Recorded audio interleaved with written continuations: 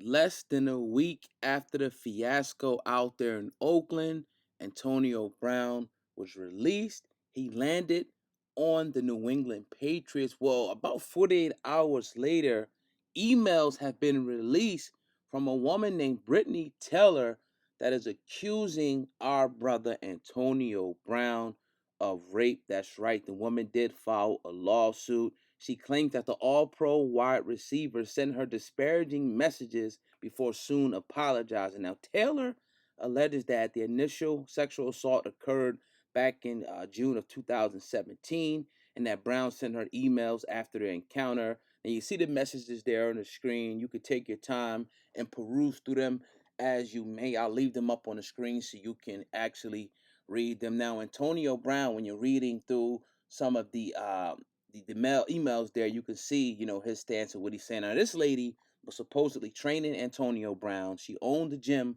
according to the email right there. And at some point, they had a consensual sexual relationship, according to Antonio Brown. But this woman now, a few years later, is pretty much claiming that Antonio Brown forced his way on top of her, that she wasn't strong enough to fight him. So they're calling it rape. Now, Antonio Brown asserts that the only reason why she's coming out, or this woman is coming out, is because he failed to invest in a $1.6 million business opportunity that she pitched to Antonio Brown. Now, my take on this situation, you're going to have to wait to hear it, but I think that he's being railroaded. I think that he's being set up, and I think a lot of people are in collusion to see that this guy is not only out of the NFL, but that his career is ruined and that he loses a whole bunch of money. Now, if I was Antonio Brown, obviously it looks like he's going to lawyer up. No, I do not know what implications this will have on him joining the New England Patriots, because we do know that he's like on a week-to-week basis with those guys. Now, if he does well, he's due to make $15 million. And if he does even better, he can still cash in on the $30 million that he was supposed to actually get from Oakland. Now, we know Antonio Brown has been very outspoken. A lot of people don't like that. But hey, I mean, you have a lot of other players who, move the same type of way. A lot of people didn't like the way, his altercation with Mike Mayock and Gruden and everything over there. But look, he's in New England now. And now the allegations begin to drop. Fellas, you got power, you got wealth, you got influence. You have to be careful about the woman that you deal with, especially if it ever turns sexual, because this is something that could really happen in the future. And you could be looking at a lawsuit. And I'm not sure, again, what action that the New England Patriots are going to take on this, but we definitely will keep you updated. You got to hit that subscribe button, and you got to select the option that says get all notifications, so you can get all notifications from this particular channel. Let me know what y'all think in the comment section about AB. Do you think he's wrong? Do you think he did it? Do you like the way that he, orchestrated his exit from Oakland? At the end of this video, I'm going to play a clip of our podcast where we talked about exactly what went down with Antonio Brown. I hope you enjoy it. I need everybody to share this video and hit that like button on the way out. Check our podcast out on the back end. Powerful lineup today. I guess we can start, with Antonio Brown saying, man, because he was abruptly released from the Oakland Raiders. And you have some information on some of the things that he said, because I was like, yo, they was talking, but I never really listened to some of the things that were said or he was saying to, for them to like, this is the final straw. We got to release Antonio. So you can get into that, Sam, man. Yeah, man. Well, Antonio Brown, obviously, he found his way out of the Steelers, demanding a trade from the Pittsburgh Steelers. He got traded from the Steelers to the Raiders on March 10th for a 3rd and 5th round pick in the 2019 draft. And everyone thought, okay, he got his money, $30 million guaranteed, as everyone heard. He's going to go ahead and do his thing with Derek Carr, John Gruden, and them motherfuckers out there in Oakland. Nope, not to be the case. Now, on August 7th, he suffered from extreme frostbite due to his feet, to a cryotherapy chamber, and was unable to practice with the team, so he didn't get on the field.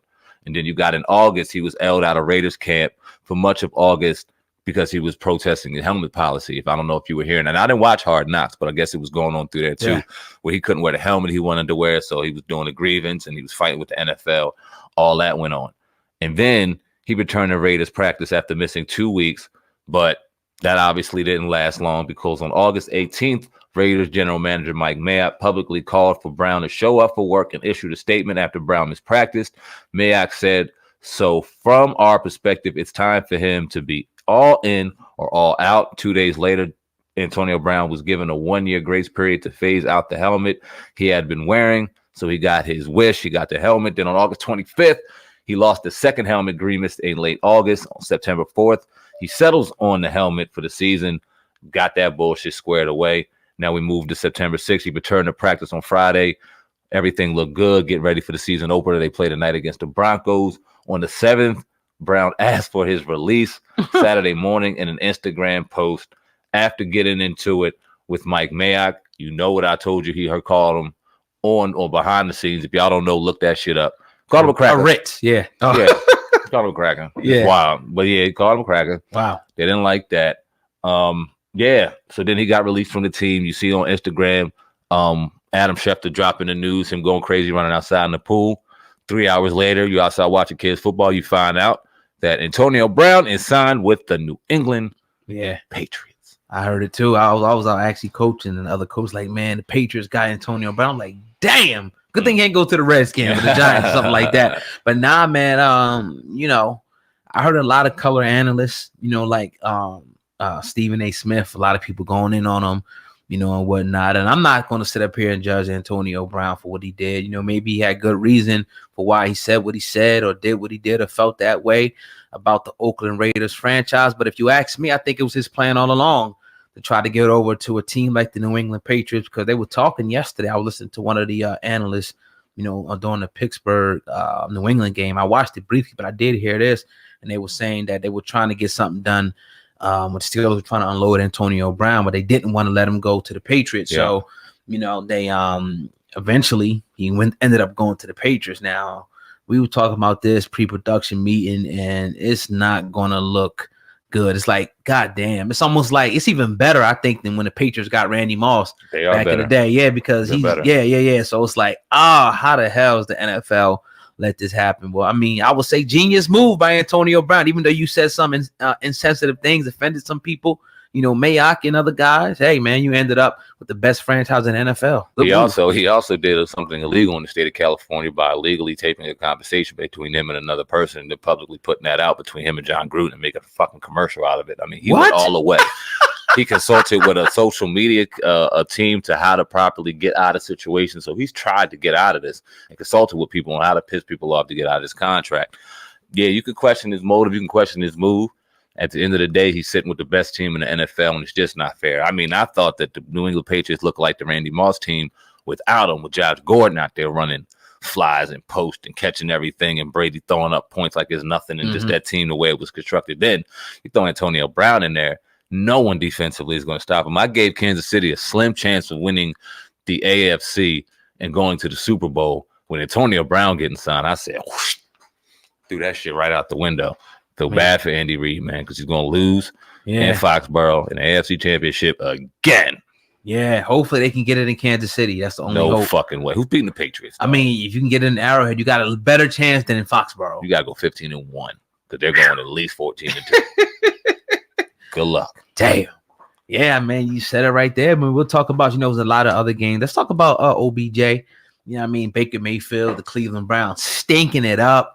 And I said this, man, I don't care who the Browns, you can give them the Patriot roster. The fact that they in Cleveland, they're going to suck. I don't care who you put over there. But nah, man, they, you know, Tennessee pretty whipped them. They whooped them real bad. Baker Mayfield had like 5 turnovers. It was just crazy. 3 interceptions. I know that for a fact. He had a bad game yesterday, and it's something you can shake off and whatnot. And you know, the people, the reporters were asking a lot of them guys. I think it was Landry's the receiver's name. He was pissed off, and they asked the question: is it like lack of preseason why you guys came out and stunk it up like this? Now, I think that's one I would say probably some teams, you know, but you know, a lot of the coaches say it's not that. But what do you think about the Cleveland Browns, man? You think they were overhyped coming into the season? Here's what I say about the Browns. Hell yeah, they were overhyped because they didn't prove anything.